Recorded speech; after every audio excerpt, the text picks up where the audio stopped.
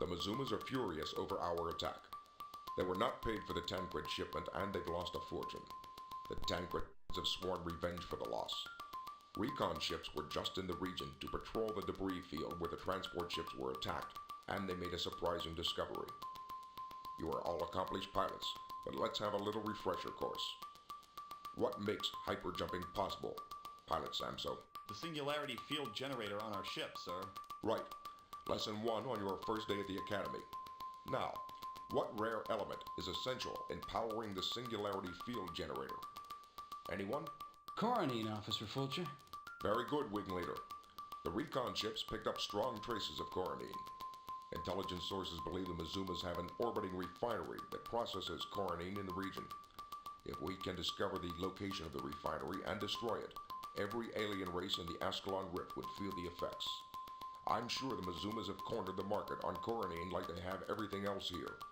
Wing Leader Alexandria, I want you to fly an intruder near the planet Hatton and use your scanners to detect where the strongest traces of coronine are located.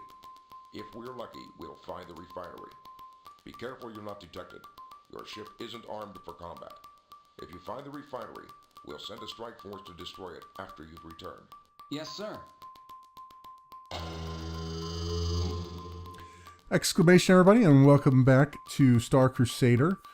We're starting on mission number 2 here, which is going to be our first mission in the Intruder, which is a stealth ship. There will be several of these missions along the way of increasing difficulty. This one, obviously, since it's early in the game, will be relatively simple to fly. Now, the thing about these stealth missions are, as is the case with most stealth missions, they can go on for quite a long time because you have to be stealthy. Go figure. This ship that I'm in, and what I will do is go into navigational mode here, and we'll see the tactical map. So the ship that I'm in is this is not a cloaking device. This is a stealth device, right? So I am still visible. It's just once I engage the stealth, my electronic signature is significantly reduced. However, obviously it's not reduced entirely, and it's all dependent on how quickly or how slowly I'm moving, and of course how close one of the enemy fighters is. Now, obviously, since this is the first mission, there are no enemy fighters around here, so I could actually probably go through this mission without using the stealth at all. Instead, I will take the slightly stealthy route. I won't belabor it too much, though. So first of all, let's get the closest satellite instead of the furthest one away, and then we'll jump between these two. And let us get back here. You see, also in the navigation area, I've got like power management and repair management, and I can get to see my mission briefing again, and all kinds of stuff. See what my damage is, so on and so forth. Now this ship, as they mentioned, is not armed for combat. So it's got just the lightest lasers you could possibly get on a ship. But it does have a very quick top speed as far as when I kick in the afterburners. So that is sort of the thing, right? You know, if I do get detected, basically just spin around and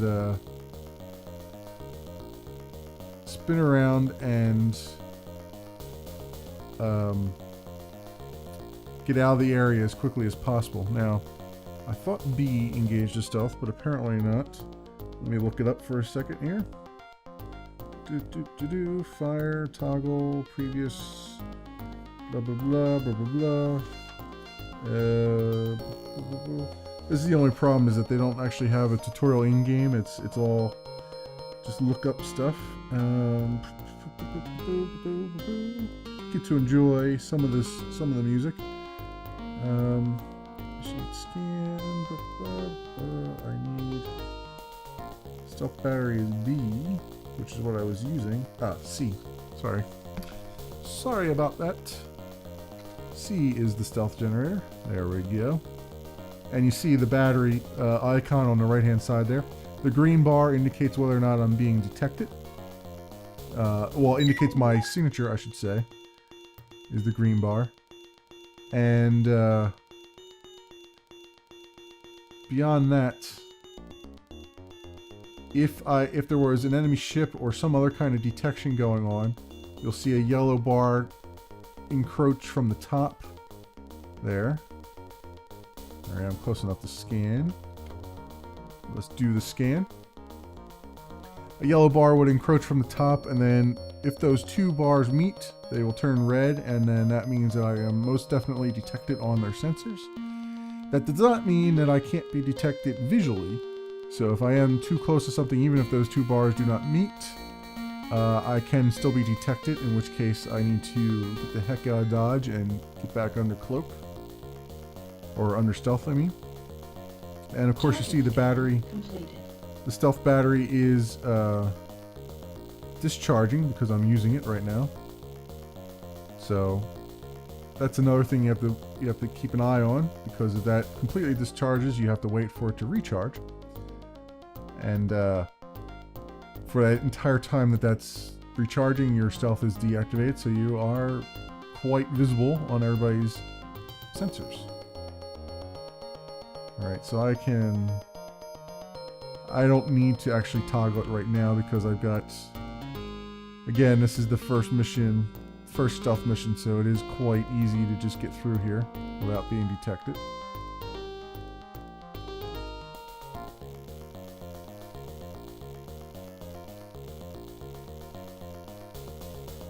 Okay, we are coming up on this. Now, this is one of those games it's one of those classic games that I just enjoy the hell out of. I remember playing this as a kid several times through. And you'll see it gets a little bit, there's a different take on things a little bit later on. Obviously, by today's standards, the graphics do not hold up at all. We're talking about flat shaded polygons here. With some texturing, some very basic texturing on the ships and whatnot. By today's standards, very, very rudimentary, but by 1994's standards, it was actually fairly up there. I mean, it wasn't state of the art, because obviously it came out after Doom. But it wasn't a slouch either. Let's put it that way. All right, let's get away from these things. And then we will take our cloak off, our stealth off, and hyper jump. And that is all she wrote. So we'll do this episode will be 2 missions, I believe, since that one was very quick and to the point. Excellent job, Wing Leader. Thanks to you, we've pinpointed the location of the refinery. Very good.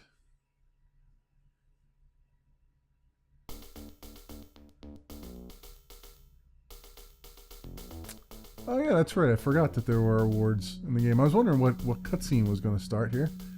But yeah, it's an award ceremony, sort of. It's basically, here's your damn award. Get off my screen. There we go. All right, on to the next mission. We've pinpointed the location of the secret Coronine space refinery orbiting the planet Hatton. Sector Commander Farron has ordered us to strike the refinery.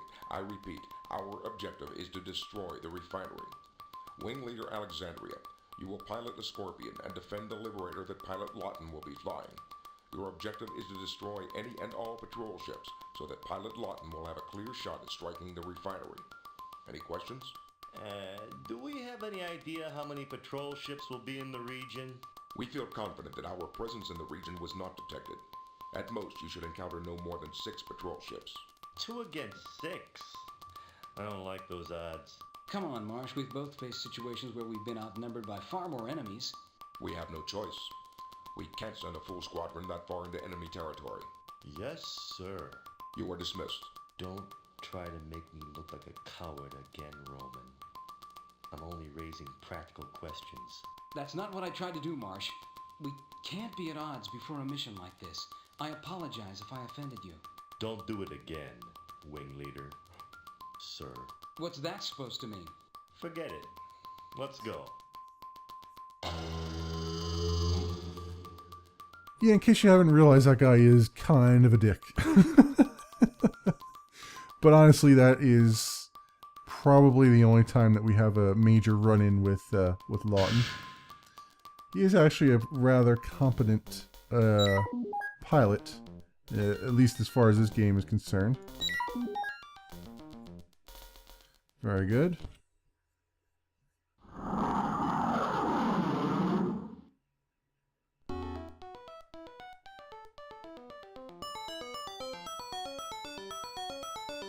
Oh, I'm gonna have to change my settings, my defaults on these monitors, because that is rather ridiculous. You can do that from the options menu. I just completely forgot to do it before recording.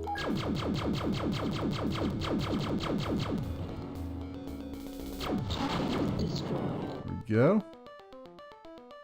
And as you can see, they do kamikaze. My shields can attest to that. Destroyed. Yep. This is the big problem with this game. This is why I play on the lowest settings. All right. This guy is actually an ace. Well, average anyway. That is why you see a name there, and also the pilot rating. That's what I should probably mention that in the center console there when it shows. Oh, I got some damage. Oh, no, you don't. No, you don't. I got you, you bastard. Come on.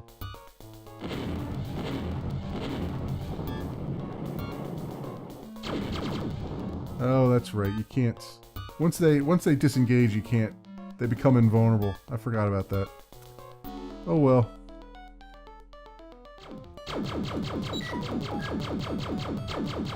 I used up all my.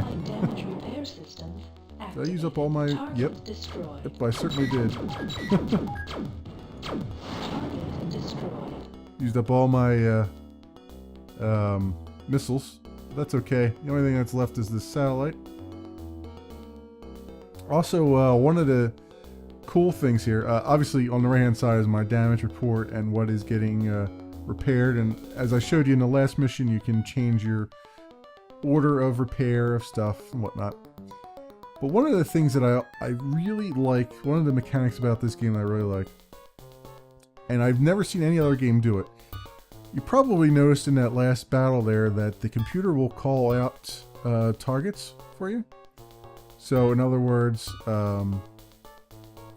when there's incoming fire, the computer will say something like incoming fire from 12 o'clock high, 12 o'clock low, incoming fire from 6 o'clock high, whatever, what have you.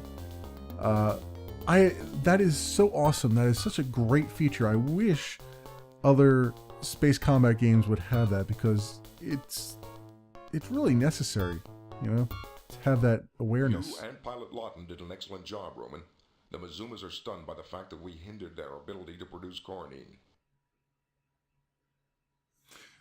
Cool, very cool. Oh yeah, that's right. This goes pretty quickly. These first couple of medals are pretty much gimmies, just gimmicky things. It's kind of like the what is it, the solar star medal or whatever it was in Wing Commander 1, whatever you got for just for ejecting and surviving. All right, well, I think that will do it for this episode. These episodes, by the way, are going to be relatively short because some of them will be, there's a lot of talking in the game, and so I'm going to try to keep them to just 1 or 2 missions per episode. So thanks for watching, everybody, and I will see you in the next episode.